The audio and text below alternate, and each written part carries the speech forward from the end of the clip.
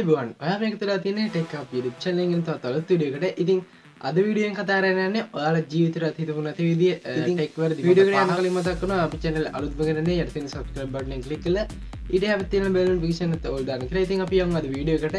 ඉතින් ඔයා ජීවිතේට හිතපු නැති විදිය ටෙක් වලදී මත පහක් තමයි අද මම වීඩියෝ එක කතා කරන්නේ. ඉතින් අපි යමු අද වීඩියෝ එකකින් බලමු මොකක්ද මේ ටෙක් වලදී මත පහ කියලා.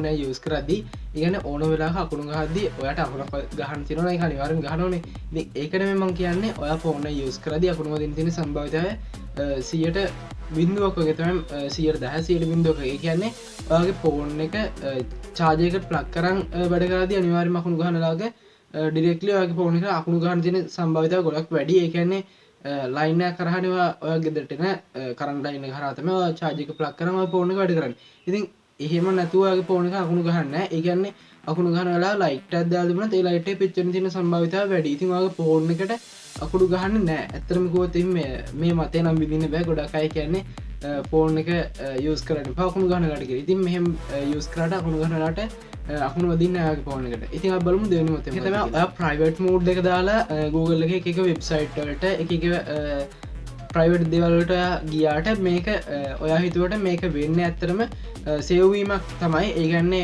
ඔය පාවිච්චි කරන ඉන්ටර්නෙට් කනෙක්ෂන් කනුව ඒ සමාගමේ මේ ඔයා පාවිච්චි කරන සියල්ලම සේව් වෙන ඒකන්නේ ඔයාගේ ෆෝන් එක මේක සේව් කර ඔයා දල් ඩිවයිස එක ගැන් ෆෝන් එක ලැප් එක ඔය වගේ ඩිවයිස එක සේවීමක් නතර කිරීමතයි මේක ප්‍රයිවට් මෝඩ්ඩෙන් කරන ඉතින් ඔයාට ඔය පාවිච්චි කරන ඉන්ටර්නෙට් සර්වේ කනුව ඔයාගේ ඒ සමාගමේ සේවන ඉතින් ඔයාට මේ සේවීම නවත්තන්න ඕන ඔයා VPN පාවිච්චි කරන්න පුළුවන් ඒ කියන්නේ VPN පාවිච්චි කරද්දී මේව සේව් වෙන්නේ නැහැ මතේ මොකක්ද ඉතින් තුන්වෙනි මතේ තමයි Mac වලට වෛරස් එන්නේ නැහැ කියන එක. ඉතින් අනිවාර්යයෙන්ම කියන්න ඕන Mac වලටත් වෛරස් එනවා Windows වලට වඩා Mac වල වෛරස් එන එක අඩුයි. ඒ කියන්නේ Windows වල නම් අනිවාර්යෙන්ම වෛරස් එන එක තියෙනවනේ. ඒ කියන්නේ වෛරස් ඇටැක් කරන වැඩිනේ Windows වලට. ඒත් Mac වලට වෛරස් ඇටැක් කරන එක අඩුයි.